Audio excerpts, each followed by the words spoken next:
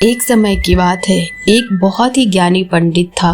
वह अपने एक बचपन के घनिष्ठ मित्र से मिलने के लिए किसी दूसरे गांव जा रहा था, जो कि बचपन से ही गूंगा एवं एक पैर से अपाहिज था। उसका गांव काफी दूर था और रास्ते में कई और छोटे छोटे गांव भी पड़ते थे। पंडित अपनी धुन में चला जा रहा था कि रास्ते में उसे एक आदमी मिल गया, जो दिखने में बड़ा ही हष्ट-पुष्ट था। वह भी पंडित के साथ ही चलने लगा। पंडित ने सोचा कि चलो अच्छा ही है, साथ साथ चलने से रास्ते जल्दी कट जाएंगे। पंडित ने उस आदमी से उसका नाम पूछा तो उस आदमी ने अपना नाम महाकाल बताया। पंडित को ये नाम बड़ा अजीब लगा, लेकिन उसने नाम के विषय में और कुछ पूछना उचित नहीं समझा। दोनों धीरे धीरे चलते रहे। तभी रास्ते में एक गांव आया। महाकाल ने पंडित से कहा, तुम आगे चलो, मुझे इस गांव में एक संदेश देना है, मैं तुमसे आगे मिलता हूँ। ठीक है कहकर पंडित अपने धुन में चलता रहा। तभी एक भैंस ने एक आदमी को मार दिया और जैसे ही भैंस ने आदमी को मारा, लगभग तुरंत ही महाकाल वापस पंडित के पास पहुँच गया। चलते चलते दोनों एक दूसरे गांव के बाहर पहुँच गए, जहाँ एक छोटा सा मंदिर था। ठहरने की व्यवस्था ठीक लग रही थी और क्योंकि पंडित के मित्र का गांव अभी काफी दूर था, साथ ही रात्रि होने वाली थी। सो पंडित ने कहा, रात्रि होने वाली है, पूरा दिन चले हैं, थकावट भी बहुत हो चुकी है, इसीलिए आज की रात हम इसी मंदिर में रुक जाते हैं। भूख भी लगी है, सो भोजन भी कर लेंगे और थोड़ा विश्राम करके सुबह फिर से प्रस्थान करेंगे। महाकाल ने जवाब दिया, ठीक है, लेकिन मुझे इस गाँव में किसी को कुछ सामान देना है, सो मैं कर आता हूँ, तब तक तुम भोजन कर लो, मैं बाद में खा लूंगा। और इतना कहकर वह चला गया। लेकिन उसके जाते ही कुछ देर बाद उस गांव से धुआं उठना शुरू हो गया और धीरे धीरे पूरे गांव में आग लग गई थी। पंडित को आश्चर्य हुआ। उसने मन ही मन सोचा कि जहाँ भी ये महाकाल जाता है, वहाँ किसी न किसी तरह की हानि हो ही जाती है, जरूर कुछ गड़बड़ है। लेकिन उसने महाकाल से रात्रि में इस बात का कोई जिक्र नहीं किया। सुबह दोनों ने फिर से अपने रास्ते की ओर चलना शुरू किया। कुछ देर बाद एक और गांव आया और महाकाल ने फिर से पंडित से कहा, पंडित जी आप आगे चले, मुझे इस गांव में भी कुछ काम है, सो मैं आपसे आगे मिलता हूँ। इतना कहकर महाकाल जाने लगा। लेकिन इस बार पंडित आगे नहीं बढ़ा, बल्कि खड़े होकर महाकाल को देखता रहा, क्या करता है। तभी लोगों की आवाज सुनाई देने लगी कि एक आदमी को सांप ने डस लिया और उस व्यक्ति की मृत्यु हो गई। ठीक उसी समय महाकाल फिर से पंडित के पास पहुँच गया, लेकिन इस बार पंडित को सहन नहीं हुआ। उसने महाकाल से पूछ ही लिया कि तुम जिस गाँव भी जाते हो, वहाँ कोई न कोई नुकसान हो जाता है, क्या तुम मुझे बता सकते हो कि आखिर ऐसा क्यों होता है। महाकाल ने उत्तर दिया, पंडित जी आप मुझे बहुत बड़े ज्ञानी मालूम पड़े थे, इसीलिए मैं आपके साथ चलने लगा था, क्योंकि ज्ञानियों का संग हमेशा अच्छा होता है। लेकिन क्या सचमुच आप अभी तक नहीं समझे कि मैं कौन हूँ। पंडित ने कहा, मैं समझ तो चुका हूँ, लेकिन कुछ शंका है, सो यदि आप ही अपना परिचय दे दे तो मेरे लिए आसानी होगी। महाकाल ने जवाब दिया कि मैं यमदूत हूँ, यमराज की आज्ञा से उन लोगों के प्राण हरण करता हूँ जिनकी आयु पूर्ण हो चुकी है। हालांकि पंडित को पहले से ही इसी बात की शंका थी, फिर भी महाकाल के मुंह से ये सुनकर पंडित थोड़ा घबरा गया, लेकिन फिर हिम्मत करके पूछा, अगर ऐसी बात है और तुम सचमुच ही यमदूत हो तो बताओ अगली मृत्यु किसकी है। यमदूत ने जवाब दिया कि अगली मृत्यु तुम्हारे उसी मित्र की है जिसे तुम मिलने जा रहे हो, और उसकी मृत्यु का कारण भी तुम ही होगे। ये बात सुनकर पंडित ठिठक गया और बड़े जश्न में पड़ गया कि यदि वास्तव में वह महाकाल एक यमदूत हुआ तो उसकी बात सही होगी, उसके कारण मेरे बचपन के सबसे घनिष्ठ मित्र की मृत्यु हो जाएगी। इसीलिए बेहतर यही है कि मैं अपने मित्र से मिलने ही न जाऊं। कम से कम मैं तो उसकी मृत्यु का कारण नहीं बनूंगा। तभी महाकाल ने कहा, तुम जो सोच रहे हो मुझे पता है, लेकिन तुम्हारे अपने मित्र से मिलने न जाने के विचार से नियति नहीं बदल जाएगी। तुम्हारे मित्र की मृत्यु निश्चित है और वह अगले कुछ ही क्षण में घटित होने वाली है। महाकाल के मुंह से ये बात सुनते ही पंडित को झटका लगा, क्योंकि महाकाल ने उसके मन की बात जान ली थी, जो कि किसी सामान्य व्यक्ति के लिए तो संभव ही नहीं था। फलस्वरूप पंडित को विश्वास हो गया कि महाकाल सचमुच यमदूत ही है, इसीलिए वह अपने मित्र की मृत्यु का कारण न बने, इस हेतु वह तुरंत पीछे मुड़ा और फिर से अपने गांव की तरफ लौटने लगा। परंतु जैसे ही वह मुड़ा, सामने उसे उसका मित्र उसी की ओर तेजी से आता हुआ दिखाई दिया, जो कि पंडित को देखकर बहुत खुश हो गया। अपने मित्र के आने की गति को देखकर पंडित को ऐसा लगा जैसे कि उसका मित्र काफी समय से उसके पीछे पीछे ही आ रहा था, कि वह बचपन से ही गूंगा और एक पैर से अपाहिज था, इसीलिए न तो पंडित तक पहुंच पा रहा था, न ही पंडित को आवाज देकर रोक पा रहा था। लेकिन जैसे ही वह पंडित के पास पहुंचा, अचानक न जाने क्या हुआ और उसकी मृत्यु हो गई। पंडित हक्का बक्का सा आश्चर्य भरी नजरों से महाकाल की ओर देखने लगा, जैसे कि पूछ रहा हो कि आखिर हुआ क्या उसके मित्र को। महाकाल पंडित के मन की बात समझ गया और बोला, तुम्हारे मित्र पिछले गांव से ही तुम्हारे पीछे पीछे आ रहा था, लेकिन तुम समझ ही नहीं सकते हो कि वह अपाहिज गूंगा होने की वजह से ही तुम तक नहीं पहुंच सका। उसने अपनी सारी ताकत लगाकर तुम तक पहुंचने की कोशिश की, लेकिन बुढ़ापे में बचपन जैसी शक्ति नहीं होती, इसलिए हृदय घात की वजह से तुम्हारे मित्र की मृत्यु हो गई और उसकी वजह हो तुम, क्योंकि वह तुमसे मिलने हेतु तुम तक पहुंचने के लिए ही अपनी सीमाओं को लांघते हुए तुम्हारे पीछे भाग रहा था। अब पंडित को पूरी तरह से विश्वास हो गया कि महाकाल सचमुच ही यमदूत है और जीवों के प्राण हरण करना ही उसका काम है, जो कि पंडित एक ज्ञानी व्यक्ति था और जानता था कि मृत्यु पर किसी का कोई वश नहीं चल सकता एवं सभी को एक न एक दिन मरना ही है, इसीलिए जल्दी ही अपने आप को संभाल लिया। लेकिन सहसा ही उसके मन में अपनी स्वयं की मृत्यु के बारे में जानने की उत्सुकता हुई, इसीलिए उसने महाकाल से पूछा, अगर मृत्यु मेरे मित्र की होनी थी तो तुम शुरू से मेरे साथ क्यों चल रहे थे? महाकाल ने जवाब दिया, मैं तो सभी के साथ चलता हूँ और हर क्षण चलता रहता हूँ, केवल लोग मुझे पहचान नहीं पाते, क्योंकि लोग के पास अपनी समस्याओं के अलावा किसी और व्यक्ति, वस्तु या घटनाओं के संदर्भ में सोचने या उसे देखने समझने का समय ही नहीं है। पंडित ने आगे पूछा, तो क्या तुम मुझे बता सकते हो कि मेरी मृत्यु कब और कैसे होगी? महाकाल ने कहा, हालांकि किसी भी सामान्य जीव के लिए ये जानना उपयुक्त नहीं है, क्योंकि कोई भी जीव अपनी मृत्यु के संदर्भ में जानकर विचलित ही होता है, लेकिन तुम ज्ञानी व्यक्ति हो और अपने मित्र की मृत्यु को जितनी आसानी से तुमने स्वीकार कर लिया, उसे देखकर ये लगता है कि तुम अपनी मृत्यु के बारे में जानकर भी ज्यादा विचलित नहीं होगे। सो तुम्हारी मृत्यु आज से ठीक 6 माह बाद आज ही के दिन, लेकिन किसी दूसरे राजा के राज्य में फांसी लगाने से होगी। और आश्चर्य की बात यह है कि तुम स्वयं खुशी से फांसी को स्वीकार करोगे। इतना कहकर महाकाल जाने लगा, क्योंकि अब उसके पास पंडित चलते रहने का कोई कारण नहीं था। पंडित ने अपने मित्र का यथास्थिति जो भी कर्म कांड संभव था किया और फिर से अपने गांव लौट आया। लेकिन कोई व्यक्ति चाहे जितना भी ज्ञानी क्यों न हो, अपनी मृत्यु के संदर्भ में जानने के बाद कुछ विचलित होता ही है और उस मृत्यु से बचने के लिए कुछ न कुछ तो करता ही है। सो पंडित ने भी किया। चूंकि पंडित विद्वान था, इसीलिए उसकी ख्याति राज्य के राजा तक थी। उसने सोचा कि राजा के पास तो कई ज्ञानी मंत्री होते हैं और वे उसकी इस मृत्यु से संबंधित समस्या का भी कोई न कोई समाधान तो निकाल ही लेंगे। इसीलिए वो पंडित राजा के दरबार में पहुंचा और राजा को सारी बात बताई। राजा ने पंडित की समस्या को अपने मंत्रियों के साथ बांटा और उनसे सलाह मांगी। अंत में सभी की सलाह से यह हुआ कि यदि पंडित की बात सही है तो जरूर उसकी मृत्यु 6 महीने बाद होगी, लेकिन मृत्यु तब होगी जबकि वह किसी दूसरे राज्य में जाएगा।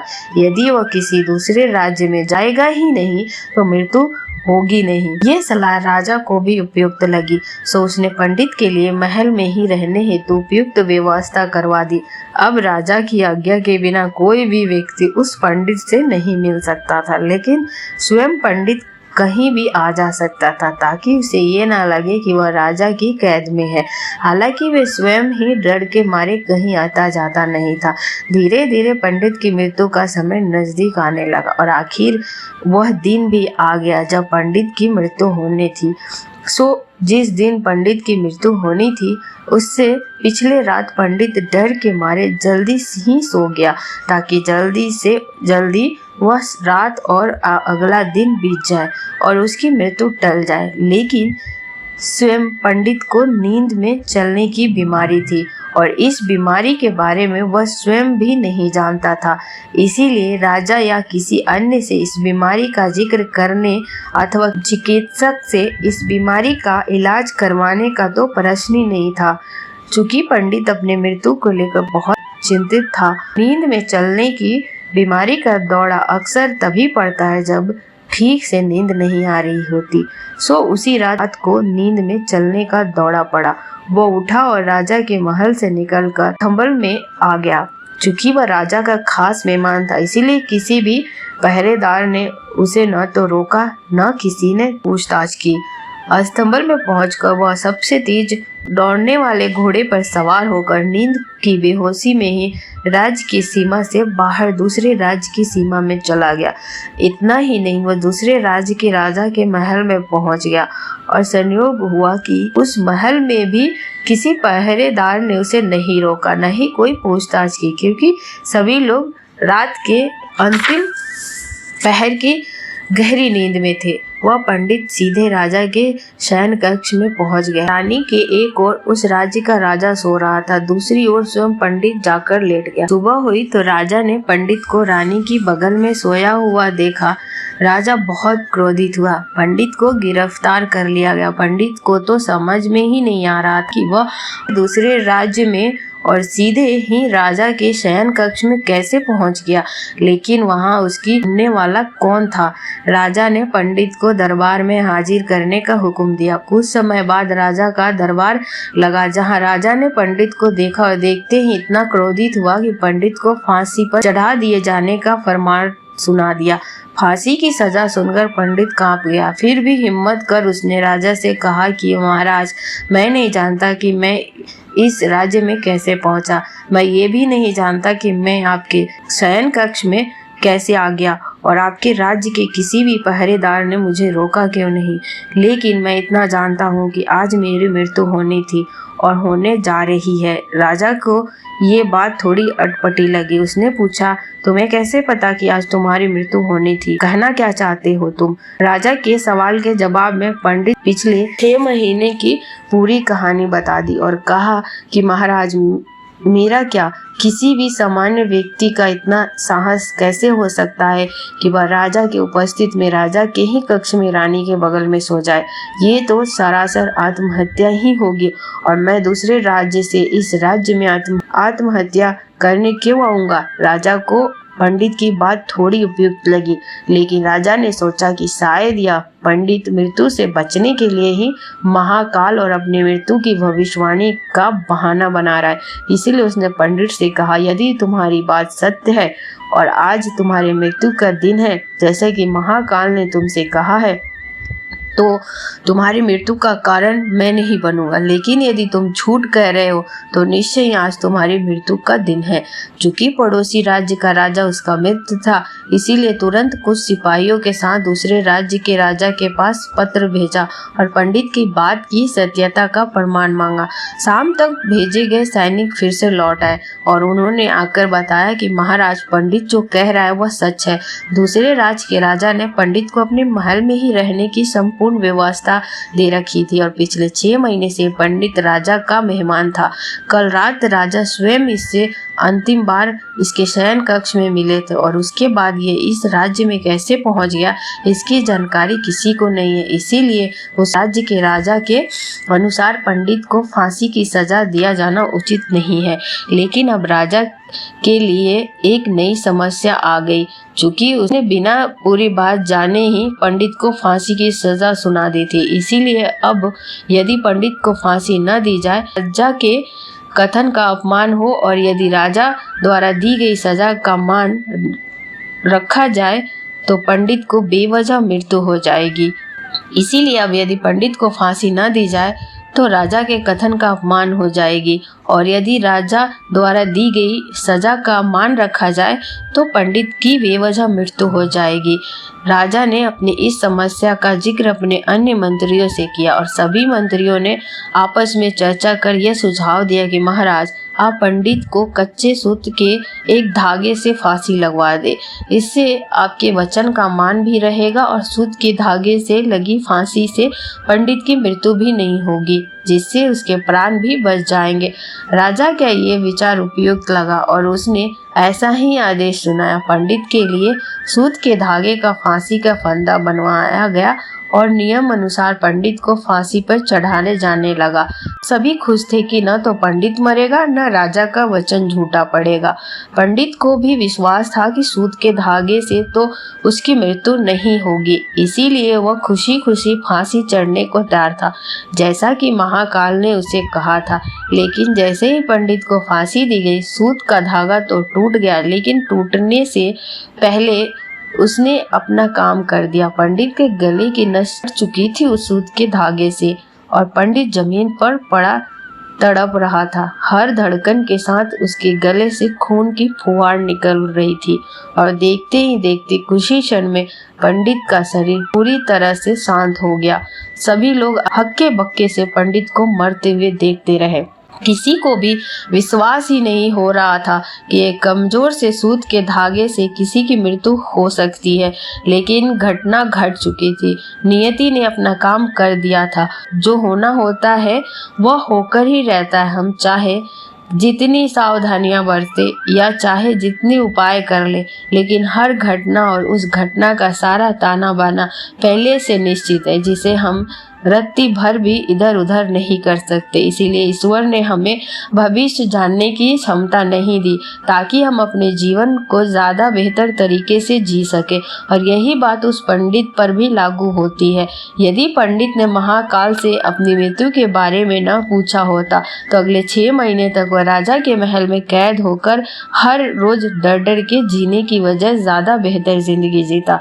प्राकृतिक ने जो भी कुछ बनाया है और उसे जैसा बनाया है वह सब कुछ किसी न किसी कारण से वैसा है और उसकी वैसा होने पर सवाल उठाना गलत है, क्योंकि हर व्यक्ति, वस्तु या स्थिति का संबंध किसी न किसी घटना से है जिसे घटित होना है। उदाहरण के लिए पंडित की मृत्यु का संबंध उसके मित्र से था, क्योंकि यदि वह उसके मित्र से मिलने न जा रहा होता तो उसे रास्ते में महाकाल न मिलता और पंडित उससे अपनी मृत्यु से संबंधित सवाल न पूछता। जबकि यदि पंडित अपने मित्र से मिलने न जाता और पंडित का मित्र बचपन से ही गूंगा या अपाहिज न होता तो उसकी मृत्यु न होती, क्योंकि उस स्थिति में वह अपने मित्र को पीछे से आवाज देकर रोक सकता। और बचपन से ही प्रकृति ने उसे जो अपंगता दी थी उसका संबंध उसकी मृत्यु से था। इसी तरह से पंडित को नींद में चलने की बीमारी है। इस बात का पता पंडित को पहले से होता तो वह इस बात का जिक्र राजा से जरूर करता। परिणाम स्वरूप वह राजा के महल से निकलता तो कोई न कोई पहरेदार उसे जरूर रोक लेता अथवा राजा ने कुछ ऐसी व्यवस्था जरूर की होती ताकि पंडित नींद में उठकर कहीं न जा सके। यानी हर घटना के घटित होने के पीछे प्राकृतिक पहले से ही सारे बीज बो देता है, जो अपने निश्चित समय पर अंकुरित होकर उस घटना के घटित होने में अपना योगदान देता है। इसीलिए प्रकृति से लड़ने का कोई मतलब नहीं है, क्योंकि हमें नहीं पता कि किस घटना के घटित होने के लिए कौन से कारण होंगे और उन कारणों से संबंधित बीज कब, कहां और कैसे बोए गए हैं। इसी को हम सरल शब्द में भाग्य कहते हैं। ये कहानी आपको कैसी लगी? क्या आपने भी कभी यह महसूस किया कि प्रकृति की सभी घटनाएं पहले से निश्चित है और आपके कुछ करने अथवा न करने से कहीं कोई फर्क नहीं पड़ता, बल्कि सब कुछ अपने अनुसार घटित होता है?